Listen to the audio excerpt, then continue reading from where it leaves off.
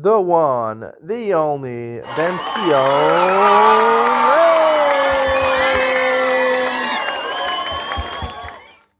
Good morning and welcome to Yeshiva YouTube Table Enabled O.C. We started a new week of Shulchan Yomi, Siman Reish Samach Vav and Orach Chaim 266. Din Yeshehech Shechlo B'derech.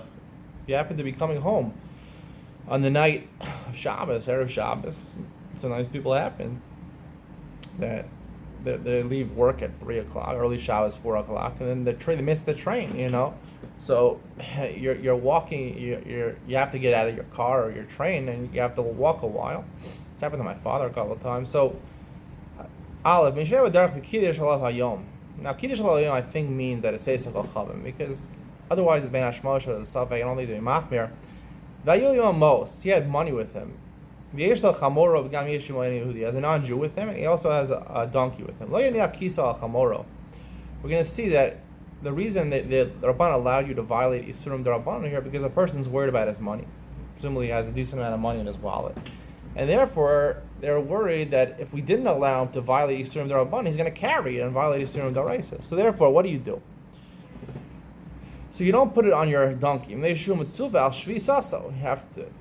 can't let your animal work. Your animal can't carry like you. You give it to a non-Jew. You tell him, bring it to my house, or bring it to your house, and then most Shabbos you take him. Even though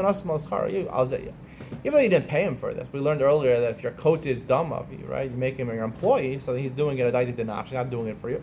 Even here, he's doing it for you. It's okay. It's only us to Rabbanon.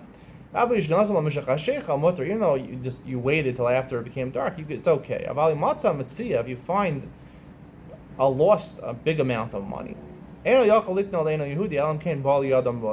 you picked it up before Shabbos, in which case it's your money, then it's like your wallet. Otherwise, you found it on Shabbos, that there's no heter to give it to a Yehudi. If you don't have a non-Jew with him, you put on your donkey. Right? There's part of the Isser of Shizas Behemto. You can't let your right. You also can't. You can't yell after your animal to move. When you cause your animal to move through your dibur, through basically coercing your animal to move. So therefore, there's a separation from Mechamer, which is besides the fact of Shizas Behemto, Mechamer applies to you. It's not your animal. Mechamer means you cause a non-Jew's animal to, that's an Isra D'Oraisa. But here, when you instruct your donkey, you're violating Mechamer. So the problem Mechamer, also the problem from Shvizis Behemto. So what do? You wait till the animal starts moving. While it's moving, you put it on it. Right? You're only chayav for Hotzah or for walking Dalat Amos Sharabim if you do an Akira Hanacha, meaning it's on you, then you move, and then you stop.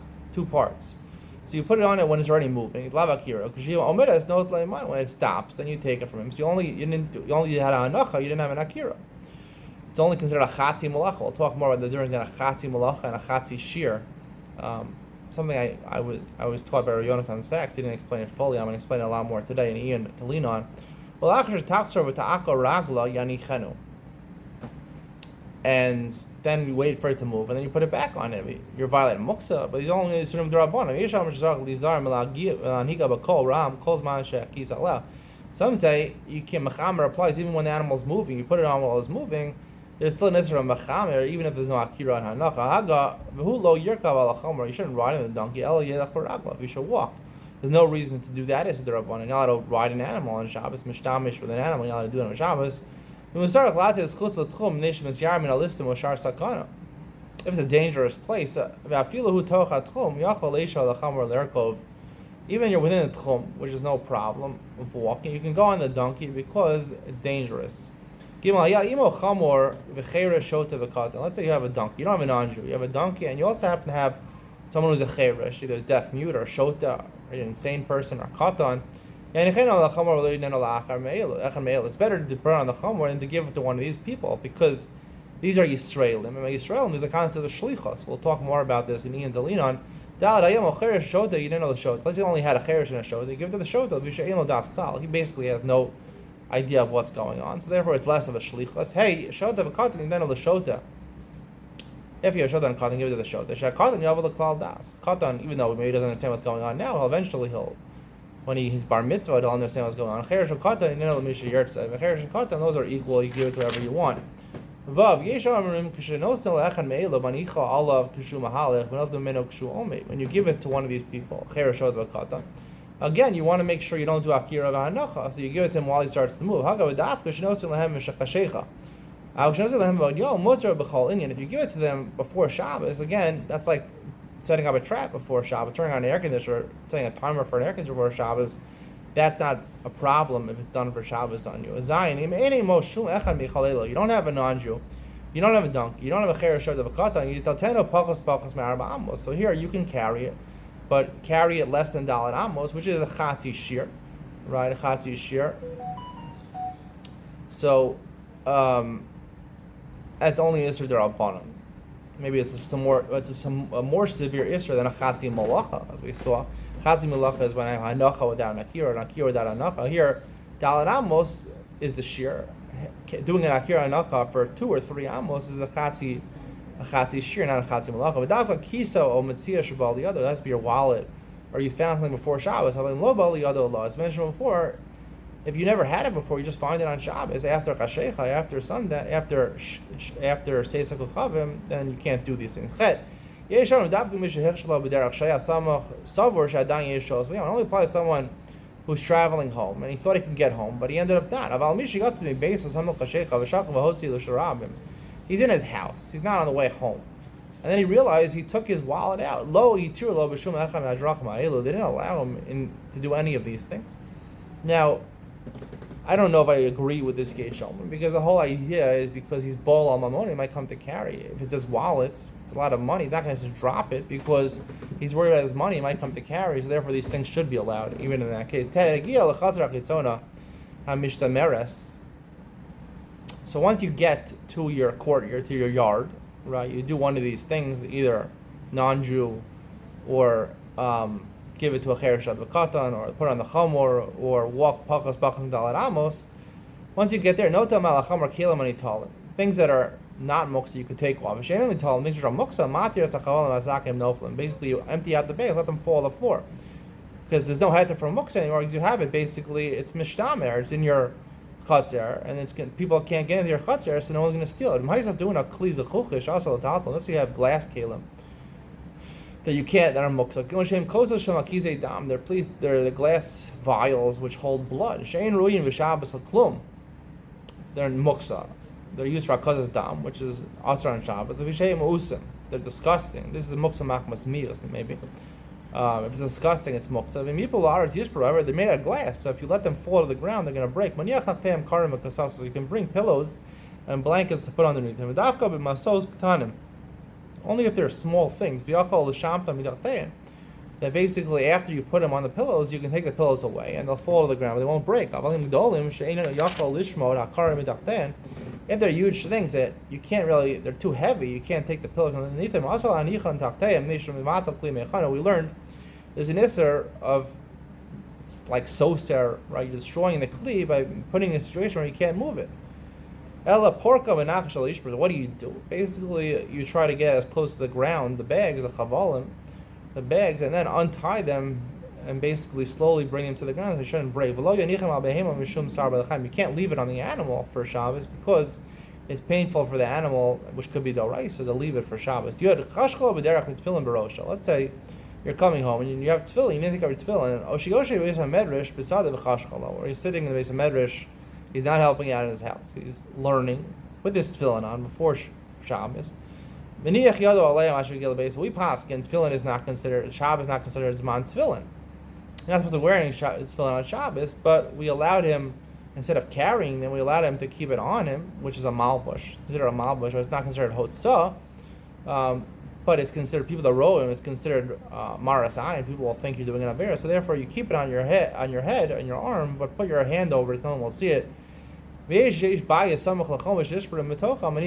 a place which is right, which has security, no one's going to be able to take it next to the wall of the city, put it there, don't carry it in. You had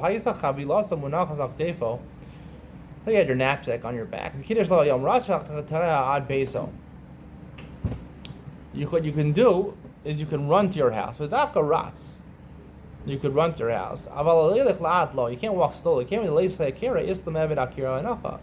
Because when you run, you realize, why am I running? Obviously running because you have something, right? Which is muksa. And you'll realize not to stop and do an akira anacha. The zin and kai v'lava daite. However, if he walks slowly, right, he'll do akira anacha. Ratz islay akira. Running, he'll know why. V'chimati lebesi. When he gets to his house, yechid lo kai porta. He's going to bring it to his house. He's going to take when he gets to the house, he throws it in backwards. He has the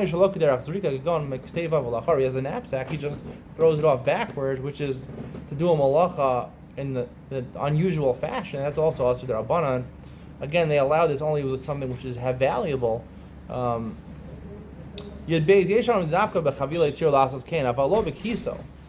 Some say that you can only run with the chavila, which is a package, which is heavy. The real chavila is different than kiso. It has valuable things in it, but it's very heavy. But they didn't allow you to run. We mentioned different ways by a wallet you could do. You give it to a non-Jew, then you give it to your animal, then you give it to Cher Shad Katan, then you go walk Dalat Pakos Dalat Amos. But can you run? Some say you can't do it with kiso. Some say you can also do it with your wallet.